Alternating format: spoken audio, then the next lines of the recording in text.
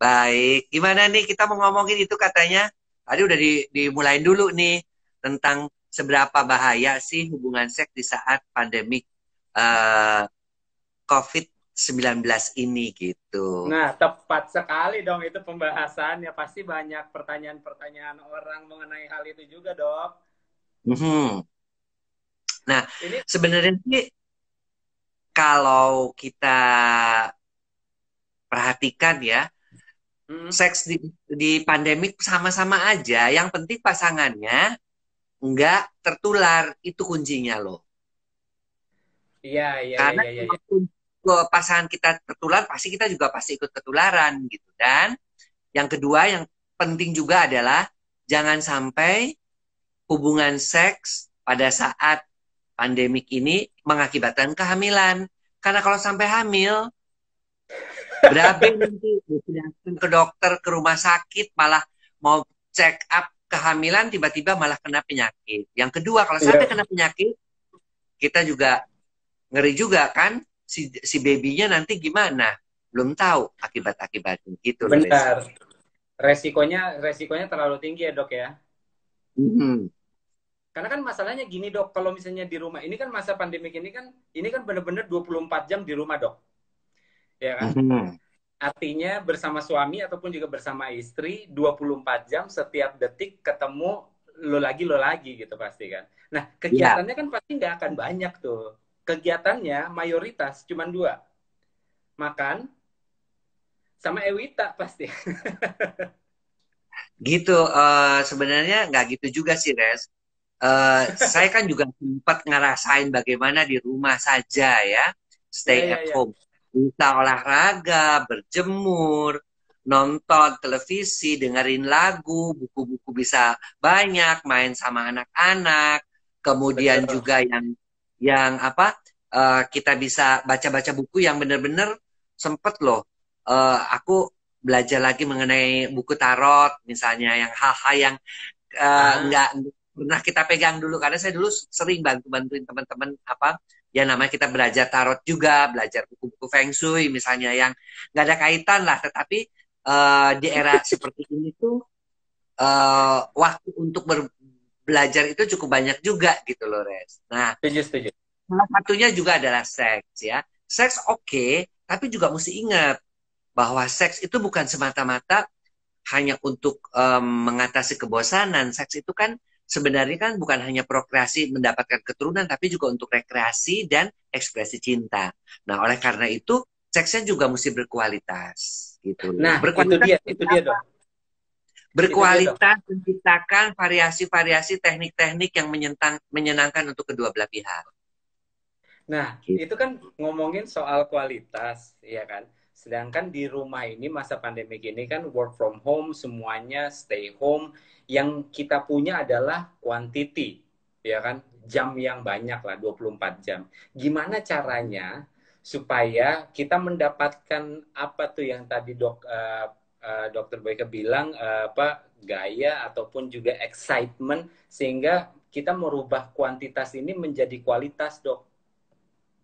Oke, satu, dua-duanya mesti paham bahwa dengan melakukan hubungan seks ini kita meningkatkan imunitas tubuh. Beberapa Hmm. Oh, penelitian menunjukkan, meningkatkan ya, imunitas ya, ya, ya, ya, ya, ya, ya, ya, ya. beberapa penelitian menunjukkan beberapa penyakit ringan seperti pilek, gastritis ringan, Hmm. artritis nyeri sendi, pegel-pegel linu biasanya setelah hubungan seks akan hilang. Itu disebabkan karena apa? Disebabkan karena ketika orgasme atau ketika si pria itu mengalami ejakulasi, dia mengeluarkan hormon yang namanya hormon endorfin. Nah, hormon endorfin Ya, inilah yang kekuatannya 100 kali morfin mengakibatkan relaksasi dan menghilangkan penyakit-penyakit ringan itu. Jadi satu, sama-sama sepakat nih si pasangan.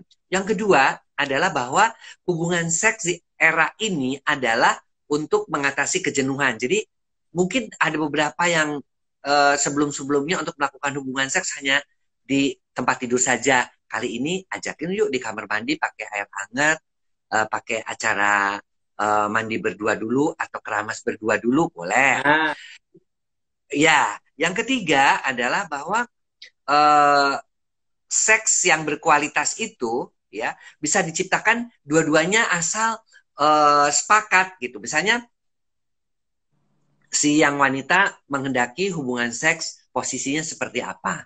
Misalnya aku maunya melakukan hubungan seksnya posisinya dia pengen yang di atas ya misalnya atau yang disebut female superior karena dia lebih mudah orgasme. Boleh, tapi kita juga ngajuin usul juga. Oke di atas, tapi kita nggak mau di tempat tidur. Misalnya kita mainnya di atas karpet. Nah, itu adalah tata cara untuk meningkatkan kualitas hubungan seksual ya. Atau bisa juga menggunakan aromaterapi, bisa menggunakan musik, bisa menggunakan apa makanan-makanan yang tersedia di rumah seperti misalnya madu ya, bisa menggunakan juga es krim. Itu kan semua bisa dipakai sebagai alat bantu seks untuk meningkatkan kualitas hubungan seksual. Oh, itu alat-alat pendukung lah ya, istilahnya yang Ya, bisa di. Jadi mungkin memaksa ataupun juga menaruh kita di posisi untuk kreatif juga supaya nggak kayak gitu-gitu aja kan? Ya iya, nggak sih, Dok? betul sekali. Nah, yang sebenarnya agak sulit adalah ketakutan-ketakutan kalau kita melakukan hubungan seks dengan pasangan. Saya pernah baca loh di salah satu berita bahwa di salah satu kota di Jawa Barat di era pandemik ini nggak boleh melakukan hubungan seks. Saya bilang lebay banget. Kok sampai begitu Hmm. banget? Kenapa? Ya mereka takut ketularan. Sepanjang kita memastikan bahwa kita keluar, misalnya harus keluar, seperti saya misalnya harus keluar untuk melayani pasien misalnya. Kita menggunakan APD, kita menggunakan masker. Sepanjang kita keluar masuk ke rumah juga ganti baju, mandi dan sebagainya, itu tidak apa mengakibatkan resiko kita tertular dan ketemu pasangan kita tentu dalam keadaan kita juga bersih dan segar. Itu juga penting Hmm. juga. Iya sih, iya sih. Eh Sebenarnya ada do and don'ts-nya nggak sih? Maksudnya kalau do-nya oke, mungkin kita kan bisa bisa berkreatif, kita pun juga bisa cari tahu di internet lah, ya kan? Kalau misalnya mau ngomongin soal gaya, kayaknya banyak banget di internet gitu kan, Dok. Nah, Hmm. cuman apa yang kira-kira tidak boleh dilakukan misalnya? Jangan jangan sampai kayak gini. Ini bisa mengakibatkan apa gitu? Oke, nomor satu, tadi jangan sampai hamil. Kedua, saya nggak mensuggest untuk oral sex, ya, karena Hmm. oral sex ini kan kita menggunakan mulut, ya, menggunakan lidah di mana apa virus-virus corona itu kadang-kadang bermukim di situ. Jadi kita Oh iya. tidak tidak menganjurkan, ya, tapi pada posisi-posisi variasi yang lain itu boleh. Yaitu dons yang kedua, tidak hamil, tidak oral sex. Dons yang ketiga adalah kita tidak menganjurkan hubungan seks sampai akhirnya menguras tenaga yang demikian ini karena kan ada beberapa orang yang pengen berkali-kali gitu loh ya semalam itu pengen 3 kali atau 4 kali karena ini kita tidak menganjurkan itu karena karena kita itu kan Oke. tadi tujuan kita melakukan hubungan seks untuk meningkatkan daya tahan tubuh kita kan bukan Betul. Kalau untuk saya menguras berkali-kali daya kan tahan tubuh jatuhnya kita. udah wah rontok dong habis itu. Nah, ya kan akhirnya justru daya tahan tubuh kita menurun. Dan kita ingat bahwa stay at home itu tidak berarti bahwa kita hanya melakukan hubungan seks saja. Masih banyak kegiatan-kegiatan lain yang kita bisa lakukan bersama pasangan ataupun bersama anggota keluarga kita. Setuju, setuju, setuju, setuju. Oke, Dok, sebelum kita lanjut nih, pengen ngasih tahu buat semua yang yang lagi nonton gitu, kalau nanti abis kita live ini, Dok, ini bakalan ada quiz di Instagramnya Belagio Indonesia. Jadi mesti pantengin Instagramnya. Habis itu kalian jawab, siapa tahu kalian bisa ngedapetin hadiah gitu. Jadi selain total dari viewers kita ini, Dok, perkelipatan 100 ini kita sama aja mendonasikan 5 baju APD. Oke, kemana nanti kita donasikannya Reza? Nah, nanti Ke bakalan diinfo di Instagramnya Belagio juga. Jadi setelah 1 minggu ini kan dari tanggal 16 sampai tanggal 22, kita kan bakalan totalin semuanya. Kira-kira views kita itu ada berapa. Perkelipatan 100 ada 5 APD yang bakalan kita donasi. Nanti kita bakalan bagi juga tuh ke rumah sakit ini, rumah sakit ini, rumah sakit ini. Dan harus ke rumah sakit, jadi bukan ke rumah orang gitu, Dok. Takutnya supaya tidak ada oknum. ya, tapi alangkah bagusnya juga sih kalau untuk apa kan kalau APD kan memang cukup mahal ya. Kalau masker Ya. misalnya, nah itu kan juga banyak sekali orang-orang yang tidak mampu gitu ya untuk beli masker yang seharga cuma 7.500 atau masker dari kain saja, nah itu juga kalau kita bisa ngebagi-bagi, ngebantu juga itu akan sangat menolong juga sih, Res. Iya Tapi sih, emang ini itu boleh. ya. Iya, boleh, boleh, boleh. Ih, seru, seru, seru. Oke, kita lanjut ngobrol, Dok. Nah, Ya. eh, kalau misalnya ngomongin ngomongin keluarga lah, kita fokuskan ini kan pada keluarga khususnya ya kan, Mhm. yang udah married.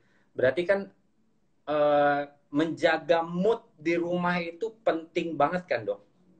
Iya, Iya kan? betul Reza. Apalagi Apalagi kita kan apalagi kan ini lagi ketemu. bukan cuman untuk menjaga mood untuk ujung-ujungnya supaya apa berhubungan seks enggak gitu, tapi dalam hubungan sebagai suami istri itu apa yang paling praktikal biasanya yang mesti kita lakukan untuk bisa ngejaga moodnya dia gitu, pasangan kita gitu. Gini Res, benar sekali bahwa katanya bahkan di Cina itu ketika suruh stay at home, angka perceraian makin tinggi. Angka Ya, berantemnya suami istri makin tinggi. di Karena Cina tuh stres sampai kan. setiap hari tuh yang lapor untuk cerai itu ada 400 kasus setiap hari loh, Dok. Di China. Makanya, kenapa begitu?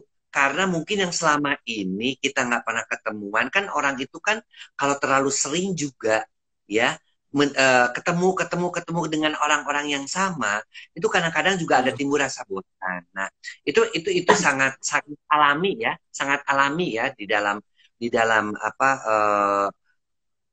dunia hidup manusia itu sangat alami. Nah, tapi Ya. kalau kita ketemu dengan pasangan kita tiap hari, justru kita harus berpikirnya terbalik. Artinya gini, loh dengan ketemu dengan dia selama ini kan saya mungkin dua-duanya, apalagi suami istri kerja ya, dua-duanya bisa berpikir bahwa dengan bertemu dengan pasangan lebih sering, itu justru kita ingin mendalami sifat-sifat karakter pasangan di mana kita mungkin selama ini kurang memperhatikan atau kurang cukup memperhatikan karakter pasangan kita. Nah, Hmm. mood mood itu bisa dijaga dengan satu ya. Yang pertama yang jelas adalah bahwa tolong di rumah itu kan selalu merasa si wanita itu yang ngeberesin rumah. Jadi banyak banget pria-pria yang karena di rumah kadang-kadang dialah banget bangunnya males, Ya, mandi baru ya. siang. Jadi jangan dimarah-marahin lah kalau lagi begitu, ya kan? Kok belum mandi Ya sih jam dibantuin gitu segini? ya. Nah, jangan dicemberutin. Kok belum mandi jam segini? Ayo ini mandi dulu. Ini nanti dicuci pakaian. Nah, kita tuh kan kalau dengerin kayak gitu kan nggak enak gitu ya. Iya. Yang kedua, Iya. tolong juga jangan disuruh-suruh gitu. Seperti misalnya kita tahu lah berjemur itu meningkatkan imunitas tubuh. Tapi jangan tuh Hmm. lagi ada matahari, buka bajunya, berjemur tuh di depan gitu loh. Jadi kayak kita tuh diperlakukan seperti anak kecil. Nah, itu yang para laki-laki Betul. kadang-kadang nggak suka gitu. Kadang-kadang kita udah di rumah juga pengen santai-santai, pengen baca buku gitu loh. Dan jangan dikomentarin. Dari tadi kerjanya cuma baca buku, nonton TV, baca buku, apa kek kamu kerjain? Nah, itu juga hal yang seperti itu. Komunikasi seperti ini tolong juga diperhatikan ya bahwa kita berdua di rumah itu memang kadang-kadang tidak semuanya selalu menyenangkan. Kadang-kadang ada beberapa yang ini dan kita juga kadang-kadang sebagai pria juga mesti ngerti bahwa itu kan rumah itu bukan dalam tanda kutip, kita kadang-kadang kan di rumah juga karena pria-pria itu apalagi kalau pulangnya malam kan sering banget ya merasa bahwa tidak sekian jam di rumah. Nah, sekarang 24 jam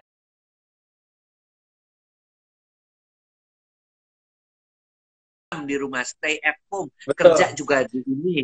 Nah, itu juga kadang-kadang membuat kita juga frustasi melihat pasangan kita kalau kita marah-marah. Please, dua-duanya tensionnya juga turun. Dan kalau kita juga dimarahin, ya udahlah, jangan terlalu begitu banget. Aku juga lagi kerja nih, karena banyak pekerjaan juga. Jadi kitanya salah satu mesti ngalah. Itu apa kunci daripada komunikasi aja sih sebetulnya. Betul, betul, betul. Komunikasi sih. Kadang kadang emang gitu sih. Ini kan aku kan udah jalan merit itu jalan 9 tahun. Sebelumnya pacaran 6 tahun. Jadi kalau misalnya di total tuh 15 tahun. tahun lah gitu. Semakin ke sini itu kita pun juga tahu bahwa komunikasi itu harus menjadi nomor satu sih. Apa yang suka dikomunikasiin, ya apa yang nggak suka juga dikomunikasiin gitu. Emang hal-hal kayak banyak mungkin kayak hal-hal kecil pun juga di sini di masa-masa karantina ini gitu ya. Hmm. Akhirnya banyak hal yang dia juga baru tahu tentang aku juga baru tahu tentang dia. Contoh misalnya, eh, Mhm. ternyata dia baru tahu kalau aku lebih suka cuci piring daripada nyapu ataupun juga ngepel gitu. Jadi nggak tahu kenapa ya dok. Nggak tahu. Aku tuh kalau misalnya cuci piring itu kan ada waktu untuk sambil mikir gitu kan. Kalau misalnya nyapu ataupun juga ngepel tuh nggak bisa mikir. Ya, karena Kalau kita kan misalnya itu tuh konsentrasinya masih beda.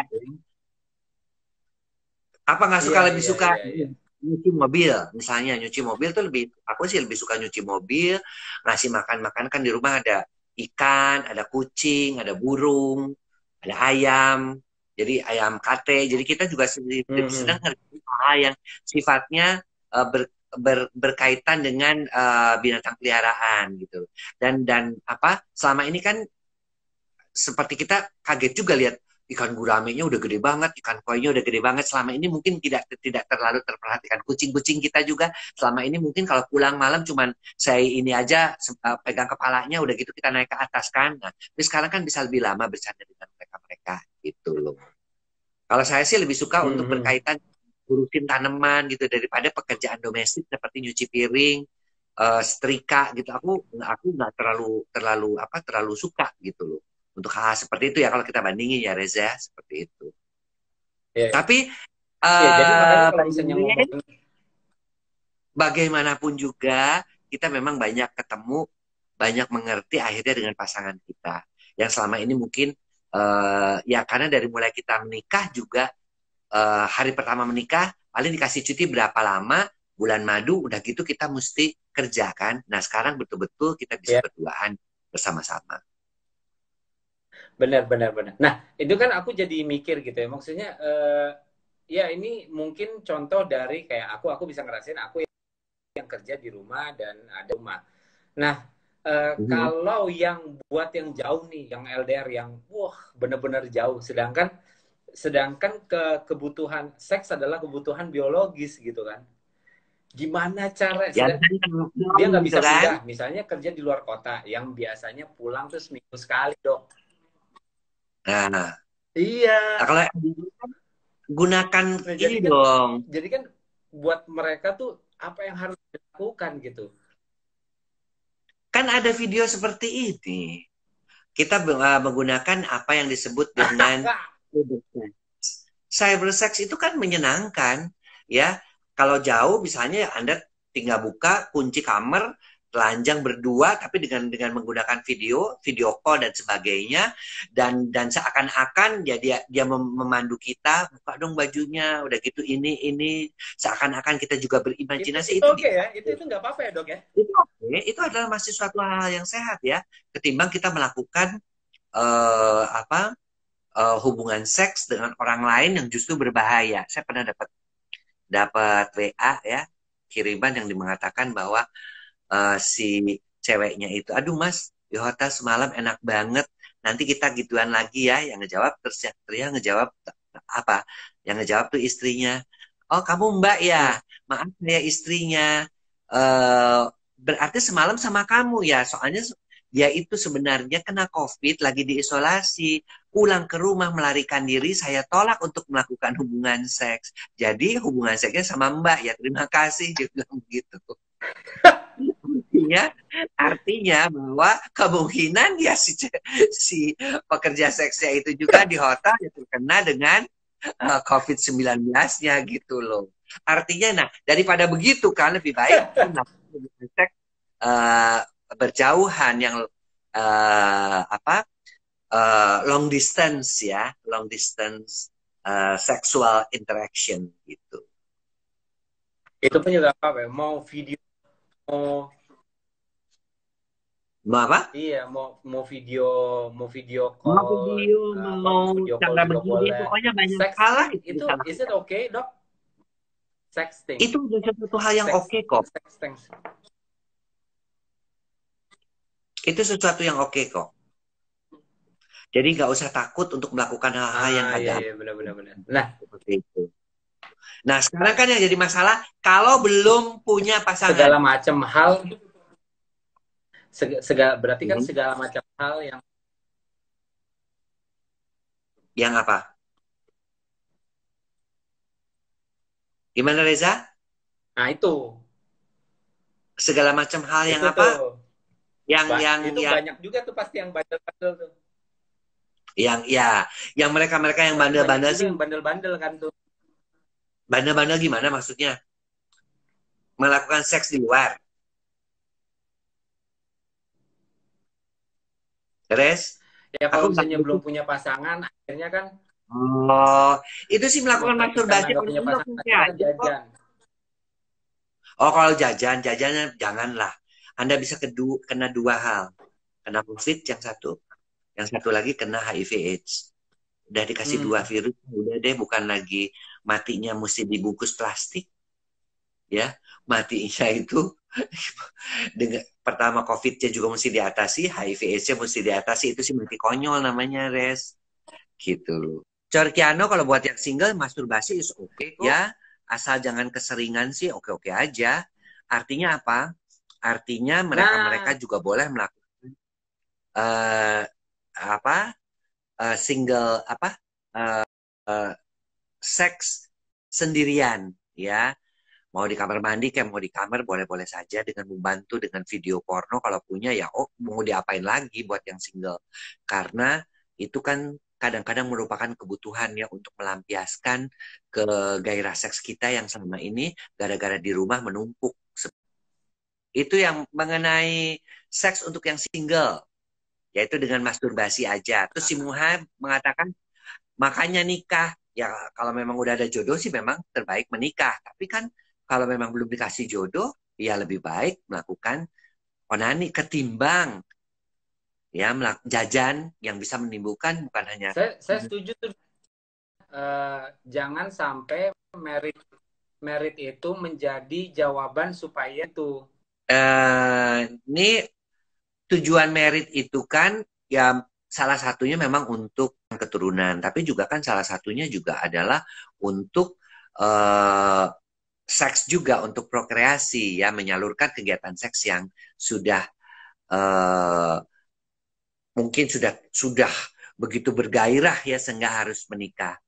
Nah ini juga buat Dokter Boyke onani sehari sehari satu kali bahaya nggak? Sebenarnya sih kalau ditanya onani sehari sekali boleh-boleh aja, tapi kamu mesti imbangi ya dengan makan telur, olahraga yang cukup, pola hidup yang sehat. Ya, jadi onani setiap hari masih boleh ya asal tubuh kamu atau kondisi badan kamu sehat. Kemudian eh tapi gue hiper banget padahal udah sunat. Nggak ada kaitan ya hiperseks sama sunat.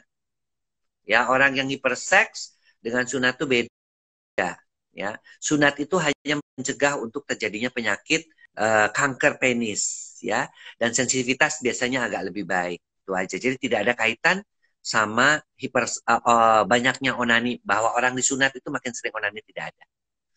Ya. Dok, untuk suami yang lama banget ejakulasinya gimana? Ya, Anda harus memberikan rangsangan-rangsangan yang lebih kepada suami. Ya biasanya mereka yang kayak gitu misalnya dengan menggunakan tangan, dengan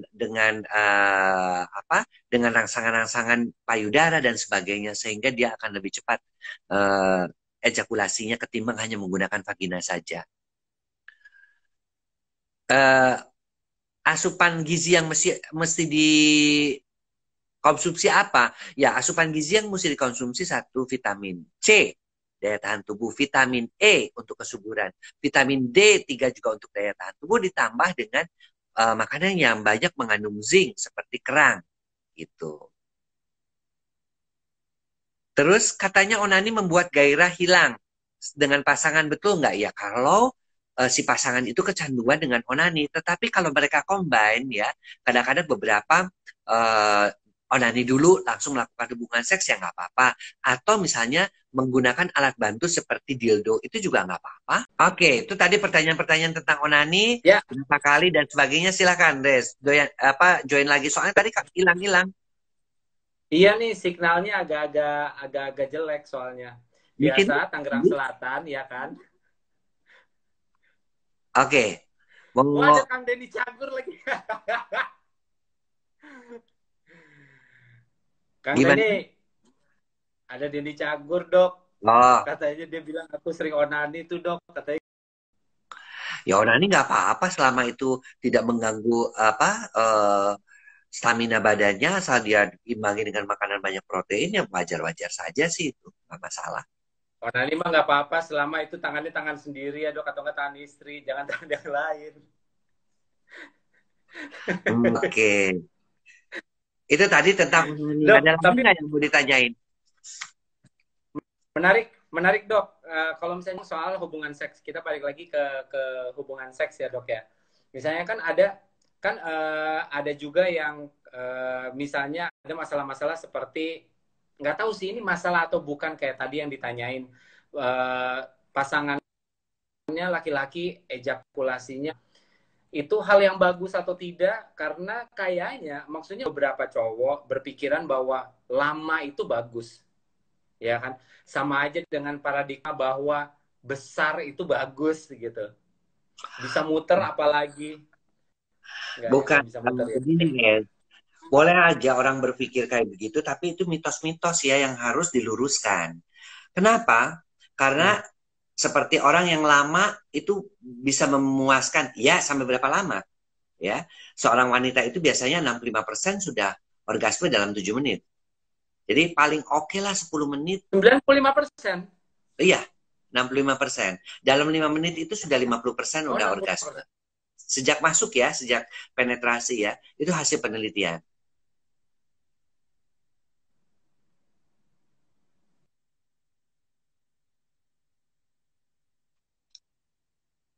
Halo. Enggak loh ya. Seperti itu. Jadi kalau kelamaan juga gitu loh. Kalau sampai kelamaan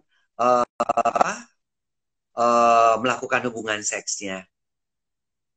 Bagaimana kalau Kang Denny katanya biar nggak lecet pakai sabun ya. Sabun sebenarnya juga mau pakai sabun, mau pakai Nivea, mau pakai hand body dan sebagainya asal jangan pakai sanitizer aja ya.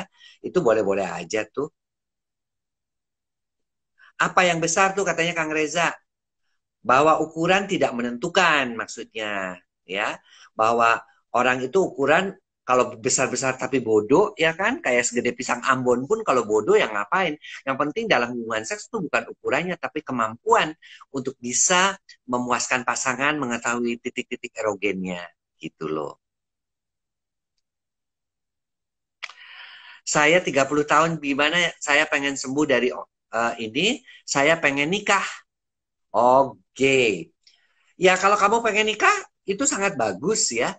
Cuman ya kenyataannya banyak kaum apa saya juga punya beberapa pasien yang gay ya. Artinya mereka itu setelah menikah kembali lagi menjadi gay karena apa?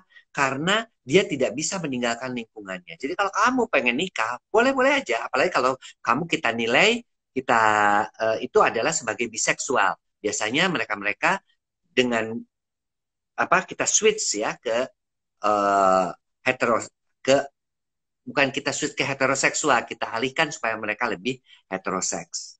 Jadi, oke, itu adalah satu hal yang bagus kalau kamu mau menikah. Dan kita bantu, biasanya kita motivasi untuk ke arah heteroseksualnya.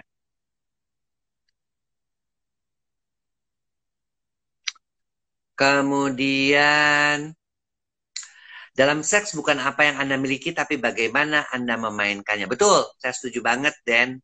Karena betul harus kita mampu memainkan, kita mampu apa memberikan variasi-variasi dan teknik-teknik yang baru.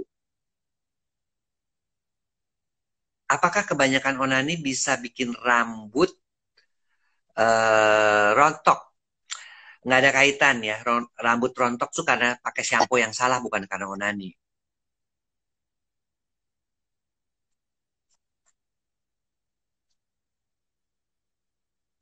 Dok, untuk yang single, merangsang lewat mencium parfum-parfum wanita sangat tidak normal atau gimana? Anda berarti termasuk fetis ya.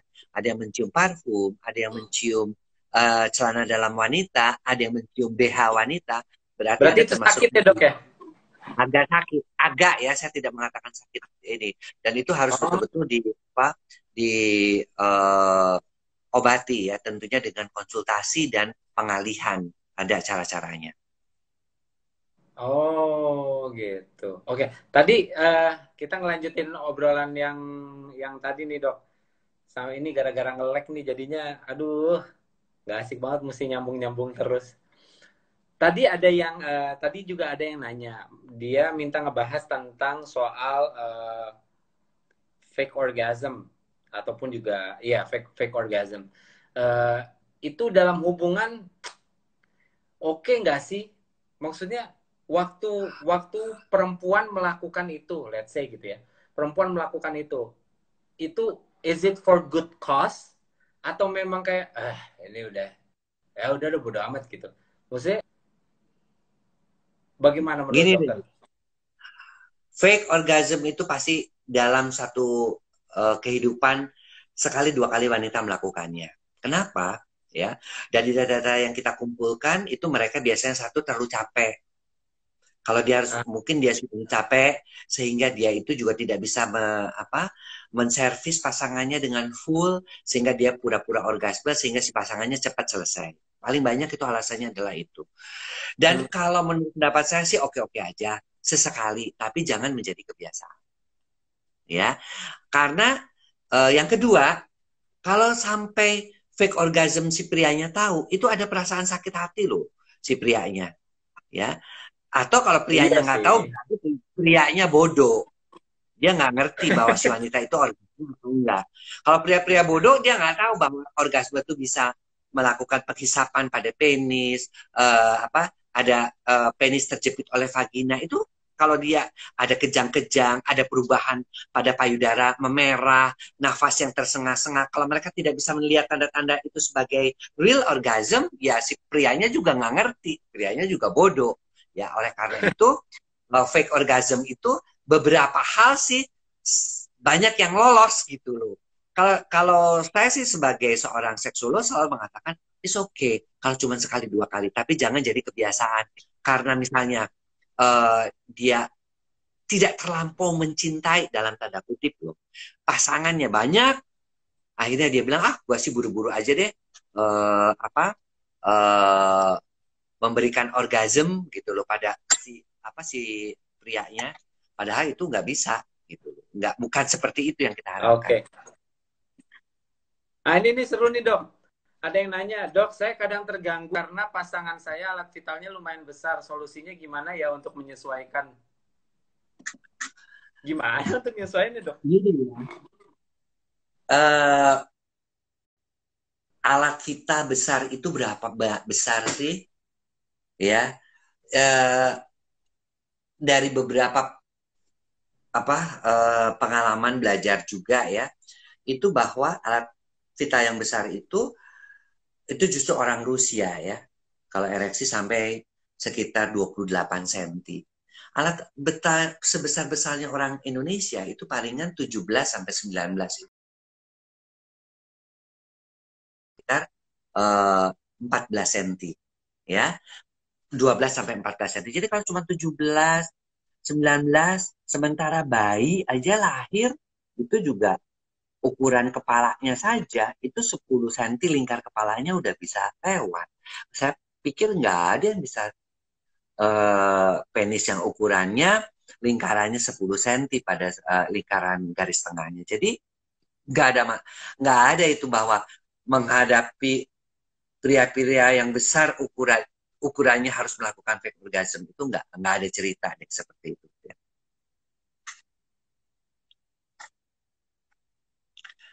Oke, kemudian eh, Apakah onani bikin short memory loss atau enggak?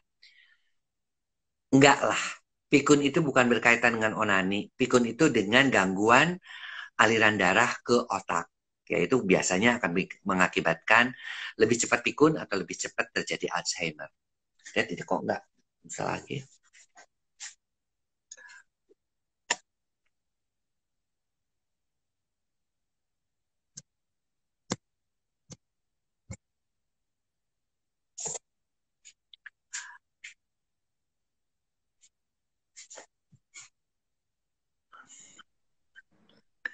Wah, mati-mati melulu kenapa nih? Iya nih signalnya nih dok, dari kemarin nih kayak gini nih dok, kalau misalnya udah mulai masuk jam 7 itu langsung nge-lag, terus habis itu aku nggak bisa dengar suara dokter. Akhirnya mesti keluar, Oh, masuk lagi gitu. Baru bisa oke. dengar lagi gitu. Nah, Kalau tadi di sini sih aku eh di sini sih bagus-bagus aja sih kenalnya. Nggak, memang nggak. signal di Tangerang Selatan sepertinya nih dok, bukan di dokter. Oke, ya. Terus tadi ada menanyakan mengenai bahwa onani bikin cepat pikun itu juga nggak benar. Itu mitos ya. Iya, Jadi terus pikun ada itu ada yang bilang bikin rambut rontok. enggak juga, ya. Nah, dok, eh pengen nanya, mm-mm. berarti mitos atau enggak bahwa karena kan banyak banget kita kan kalau misalnya cowok-cowok tuh kadang suka kalau misalnya mungkin mungkin karena pengaruh film porno kali ya gitu. Jadi kayaknya tuh besar itu oke gitu, grande gitu. Padahal kan sebenarnya enggak kan, Dok? Itu yang pengen dilurusin dulu pertama.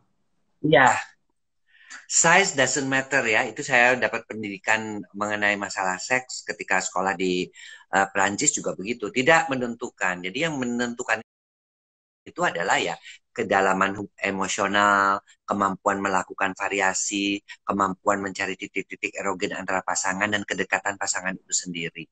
Dan ukuran sebesarnya tuh besar seberapa sih gitu loh.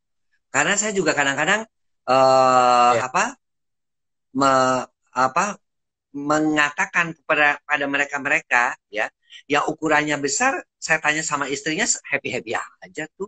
Jadi jangan dipakai alasan bahwa ah ukuran suami saya besar, saya tidak menikmati seks, enggak juga gitu loh. Karena ya kalau misalnya mau dibantu untuk lebih melicinkan menggunakan gel boleh. Karena saya tidak pernah melihat ukuran penis wanita, penis pria itu sebesar bayi, belum pernah ada. Karena vagina wanita aja bayi aja bisa lewat. Apalagi kalau si wanita itu terangsang. Jadi nggak ada ketakutan dengan ukuran-ukuran yang terlalu besar. Nah, terus dok, payudara ingin besar dan kencang di usia 33 tahun ya. Kalau kita sih punya kebetulan produk itu untuk membesarkan payudara, tapi juga saya sering mengajak mereka untuk melakukan apa? Membesarkan payudara melalui olahraga ya. Olahraga terutama adalah olahraga untuk mengangkat barbel yang kurang lebih 5 kiloan. Jadi mati lagi nih.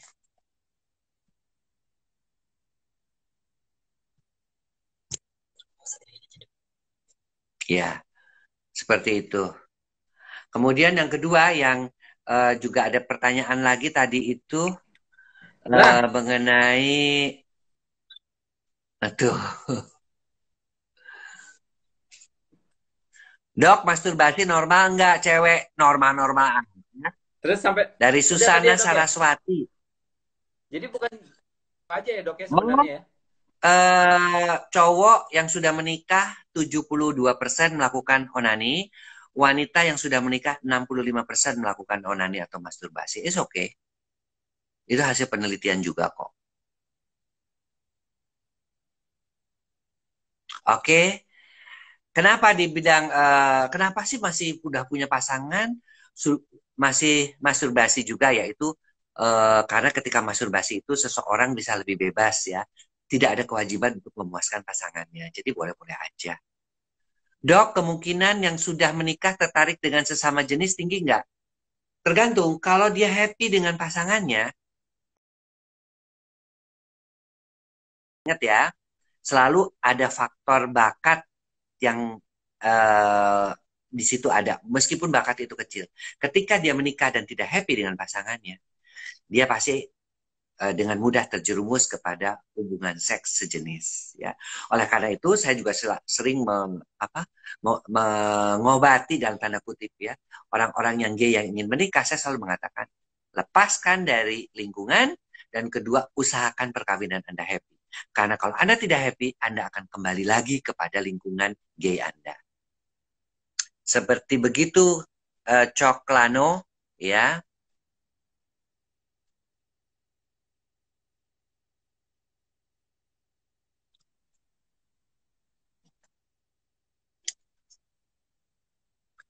Kemudian, apakah ini dari Dazil Posen, apakah suka sesama jenis bisa diobati atau dicegah?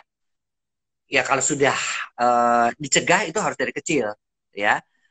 Jangan terlalu dekat seorang anak laki-laki, jangan terlalu dekat dengan ibunya. Seorang anak perempuan jangan terlalu dekat dengan ayahnya. Itu juga ada beberapa penelitian. Kemudian kedua, juga mereka-mereka yang ada kecenderungan ke arah menyukai sesama jenis itu, kalau kita sudah melihat ke arah-arah situ ya langsung menghubungi psikiater atau psikolog. Seperti itu. Apakah bisa diobati? Sepanjang saya jadi seksolog sekitar dari tahun 93 ya sampai sekarang 7 tahun 27 tahun sih bisa ya beberapa sih bisa sembuh, tetapi beberapa juga kembali lagi menjadi gay karena perkawinannya tidak happy. Jadi salah satu kunci adalah kalau mereka gay yang ingin sembuh, ingin kembali menjalani hidup yang normal, harus mendapatkan pasangan yang bisa membuat dia happy dalam perkawinan.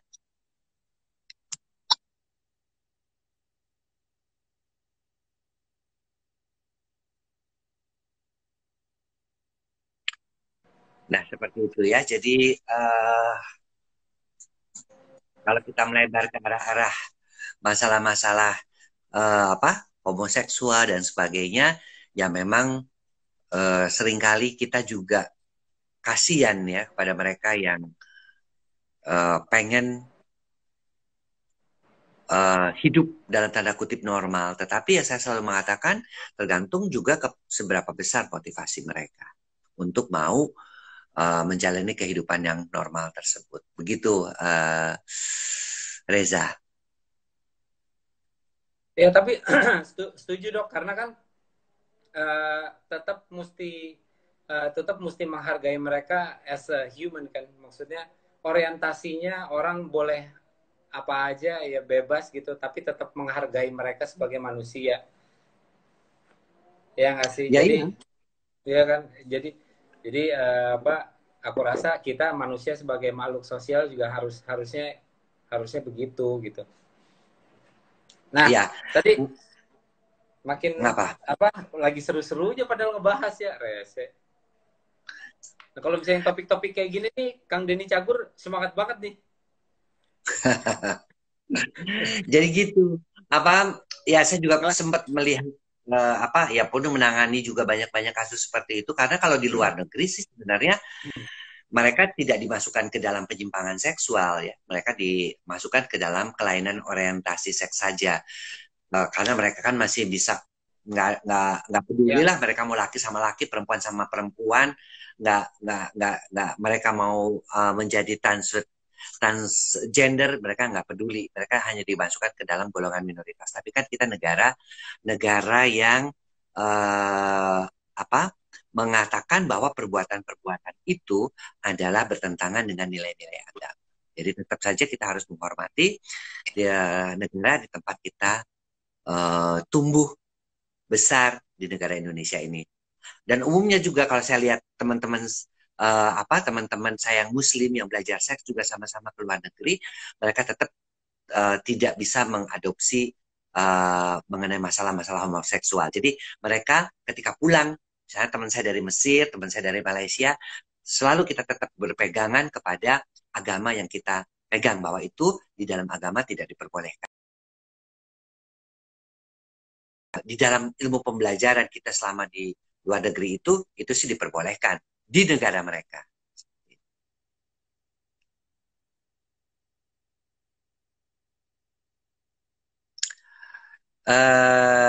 Denny, Cagur dok, suka sejenis itu bawaan atau lingkungan? Nurture atau nature? Saya selalu mengatakan 70% adalah nurture, bawaan. 20-30% adalah 20-30% bawaan, 70% adalah lingkungan. Cukup banyak saya menemukan orang-orang yang sebenarnya tadinya adalah pacaran normal, semuanya normal, tetapi ketika dia menghadapi perkawinan yang tidak membahagiakan, kemudian ketemu dengan cowok yang ya artinya match dengan dia, akhirnya dia meninggalkan perkawinan itu dan kemudian menjadi kehidupan yang sejenis. Artinya apa? Artinya seorang pria itu ya selalu bergerak dari angka 0 sampai 6. 0 itu heteroseksual, 6 itu homoseksual murni.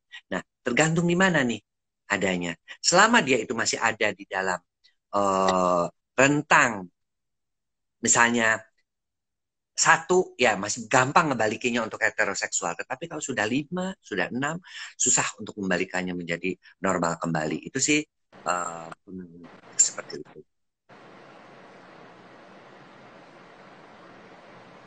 Dok, Ya, gimana Reza? dengar suara aku kan? Dengar, sekarang dengar. Tadi pertanyaannya Kang Denny Cagur menarik tuh dok. Udah nggak tahu dokter udah jawab atau belum? Yang dia bilang Oh, katanya. udah saya jawab mengenai Udah. apakah homoseksual itu bawaan atau lingkungan. Udah saya jawab. Ya, ya. Ada lagi pertanyaan lagi apa? Ya kurang lebih sih udah ya kayaknya. Aku pengen nanya sih terakhir dok. Ini selama karantina ini banyak yang konsultasi ke dokter atau makin berkurang? Saya buka online.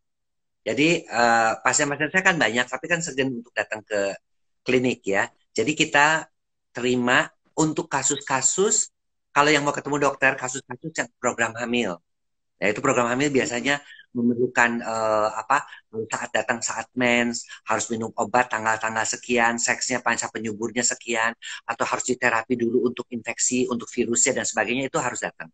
Tapi kalau kasus-kasus yang melanjutkan pengobatan pada kasus-kasus disfungsi ereksi, ejakulasi dini, itu biasanya kita online, mereka telepon, kita lihat nomor statusnya, langsung kita ambil statusnya, kita obat-obat yang akan diperpanjangnya itu apa saja, langsung kita berikan obat itu dikirim dengan GoSend. Biasanya seperti itu.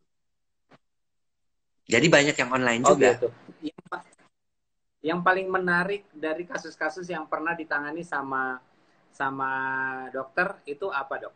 Yang mungkin bisa kita pelajari sama-sama gitu. Yang pertama adalah tadi kasus-kasus yang cukup banyak ya, banyak orang yang nggak berani untuk mengungkapkan misalnya seorang gay yang mau menikah, itu juga itu kita bisa banyak belajar ya. Ternyata dari kasus-kasus yang kita pernah tangani itu ternyata mereka juga bisa loh. Bahkan ada beberapa yang bisa sempat punya anak karena pada waktu istrinya hamil juga saya yang menangani juga gitu loh. Jadi artinya nggak putus asa ya buat mereka yang memang punya kecenderungan untuk gay untuk menikah. Asal sekali lagi, saya dengan pengalaman itu kita melihat selama mereka bisa melepaskan diri dari lingkungan gay-nya, umumnya mereka bisa selamat ya dan bisa mempertahankan perkawinannya dengan baik.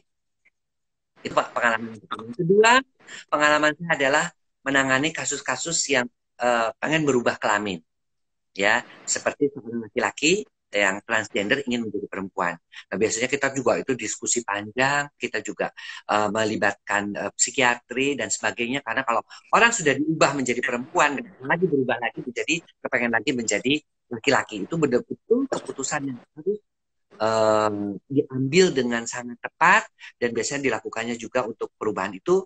Di Indonesia memang ada dulu di Surabaya, tapi biasanya mereka akan melakukannya di Thailand. Itu yang sering terjadi. Kemudian akibat trauma-trauma itu juga cukup banyak.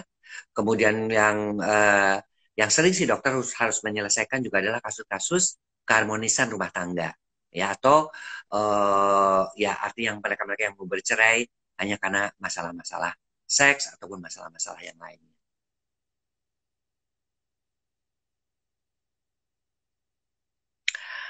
Nih, Denny masih nanya juga saat gay itu menikah, apakah dia bisa horny sama istrinya? Ya bisa, kalau dia itu tidak murni gay, Den. Dia itu masih misalnya biseksual. Tergantung daripada skalanya dia berapa. Tapi kita bantu kok untuk supaya horny itu kalau dia kurang horny ya kita bantu dengan obat-obat perangsang seksual, dengan teknik-teknik seksual tertentu, misalnya oral dan sebagainya, agar dia bisa kembali menjadi seorang dan tanda kutip laki-laki.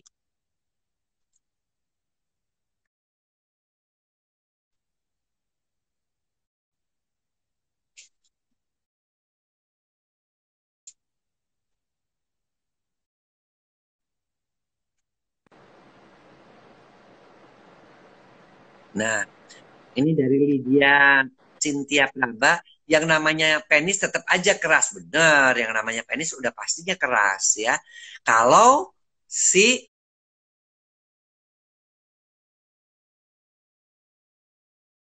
wanitanya bisa merangsangnya dengan baik. Tapi kalau wanitanya juga nggak pinter-pinter merangsang, ya susah juga gitu loh. Jadi harus juga pinter ngerangsangnya. Oke, gimana? Sudah 1 jam nih. Masih ada yang mau ditanyakan lagi? Reza? Kemudian dari Muha, dok, dildo itu apa? Dildo itu penis-penisan yang terbuat dari karet ya. Biasanya dipakai untuk variasi hubungan seksual.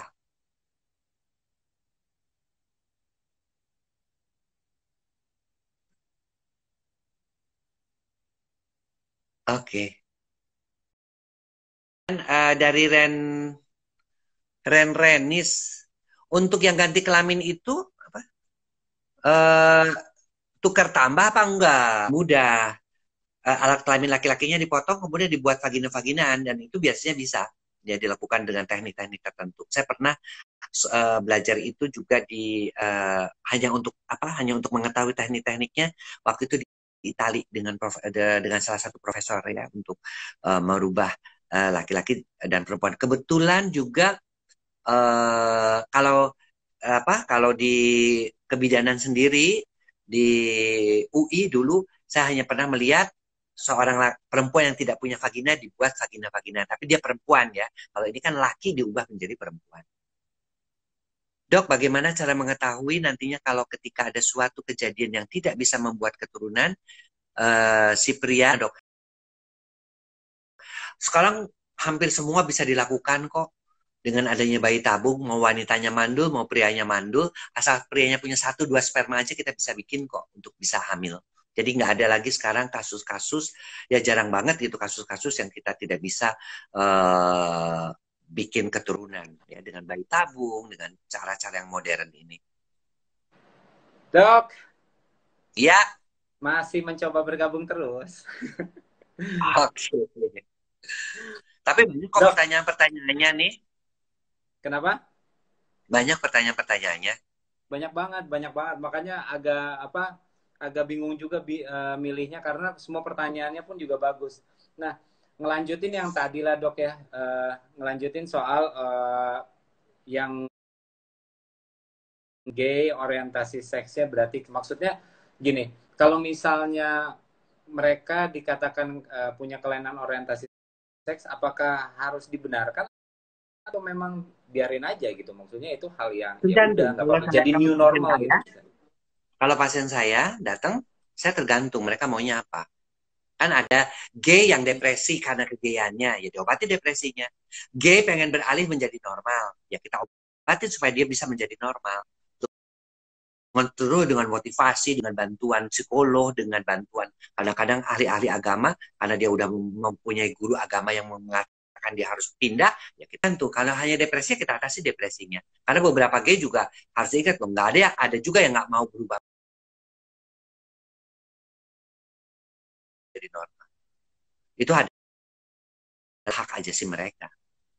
Ya, Seperti ya, itu, ya. Res. Jadi nggak bisa Berarti semua orang dalam disamaratakan. keperluan kedatangan ke kita juga untuk apa. Ada juga orang yang datang misalnya transgender yang tidak mau tetap dioperasi untuk menjadi wanita. Ada juga dia nggak apa-apa dok, saya punya penis tapi tetap peran saya adalah sebagai transgender. Ada juga yang begitu. Gitu loh. Jadi tergantung datang apa. Ada juga lesbian yang mengadopsi anak. Ada. Jadi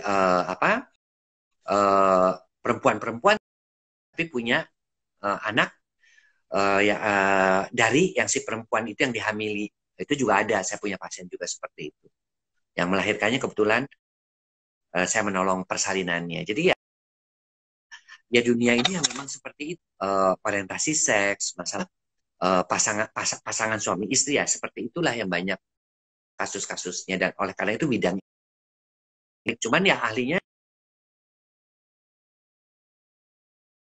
kemudian juga nggak gampang sekolahnya juga ya, ada tambahan-tambahan dan seterusnya.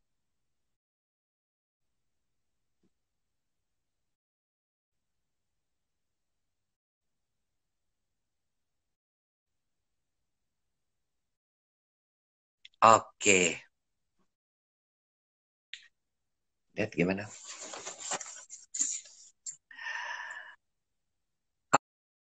Oke, uh, kita sudah sampai akhir acara. Jangan lupa ya sahabat Belagio ya, karena ada kuis-kuis dan juga Belagio ingin memberikan setiap kalian 100 yang sangat hormati, kita sangat appreciate kepada Belagio yang mau membantu untuk menangani